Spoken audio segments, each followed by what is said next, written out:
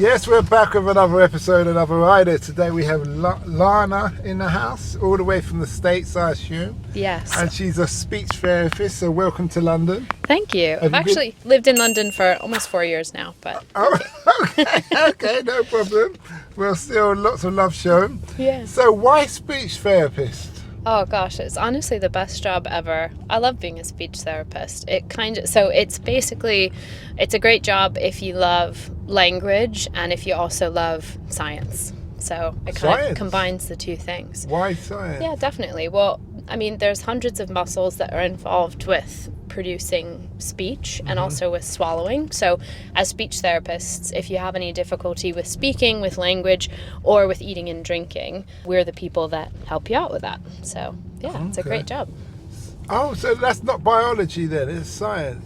Yeah.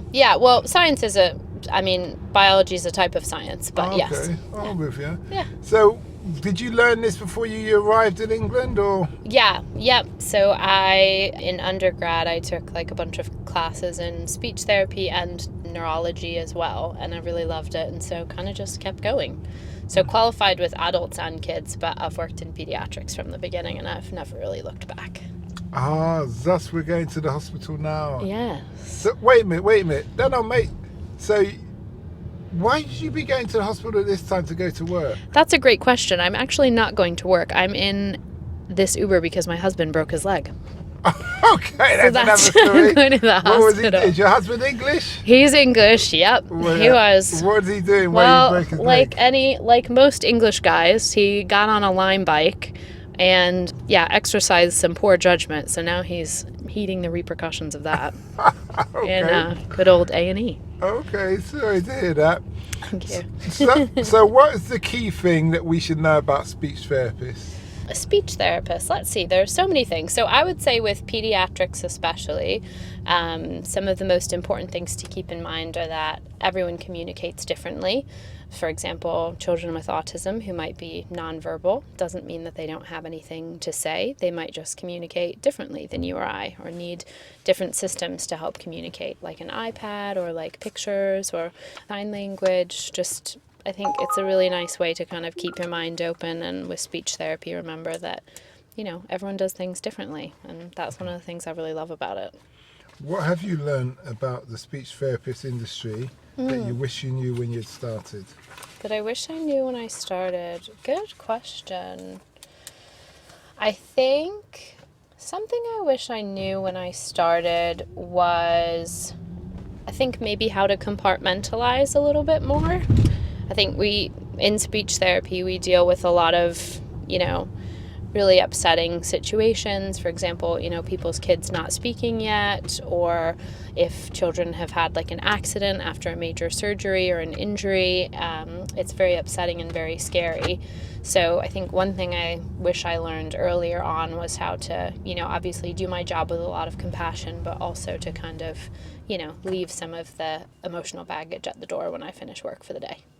Don't take the work home with you. Yeah, definitely. Okay. What would be your advice to somebody if they have their child who's having problems speaking? Good question. So I would say the first thing to do is to look at the early help programs available in your borough. Every borough has them. So the easiest way to locate help for your child is to go through your GP. But if you can't go through your GP, or if you're finding that process a little bit arduous, then you can find out who your local authority is just by searching your postcode, and then just looking up early speech and language therapy. And there's always workshops that you can attend if you have any questions or concerns. But in terms of general advice for what parents can do themselves, I think one of the really big things is thinking about creating communication temptations in the environment. So, for example, maybe placing an item that your child wants to play with, like a toy or a car, placing it out of reach. And, your child might cry for a minute and reach their hand up towards it, but waiting, for example, until they make an initial sound. And then as soon as they make that sound, you reinforce. right? So I think that can be one of the trickiest things when your child isn't speaking, is we tend to do a lot of speaking for our children, but that can be really counterintuitive. When you say you reinforce, how so? Yeah, so communication is a behavior, and every behavior has a function.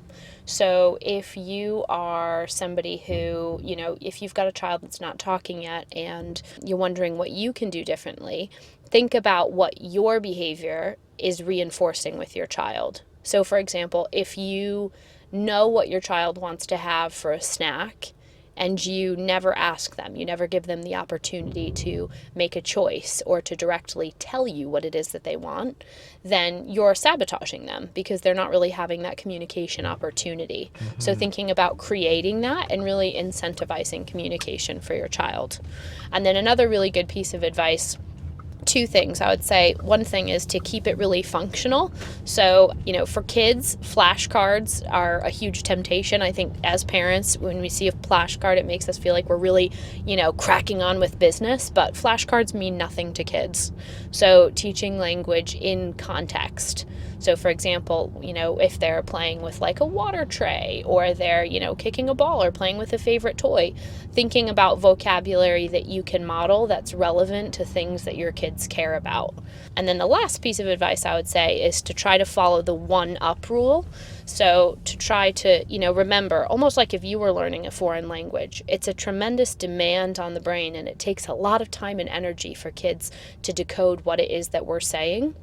So if your child isn't saying any words yet, think about doing a lot of modeling at the single word level. So one word. If they're just speaking in single words, maybe they're 2 or 3 years old, think about 2-word or 3-word phrases, rather than really overwhelming them with a message too long and too complex for them to understand.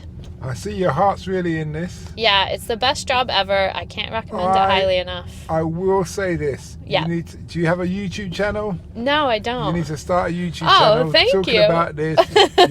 Your subscribers will go through the roof, because everybody has children within reason. Yeah. And, I think you've really got something to offer the world. Oh, so that's very kind. Thank you so much. for that. Thank you. It's been a pleasure. And we wish you well. Oh, thank you so much. Take care. We hope that episode enhanced your life.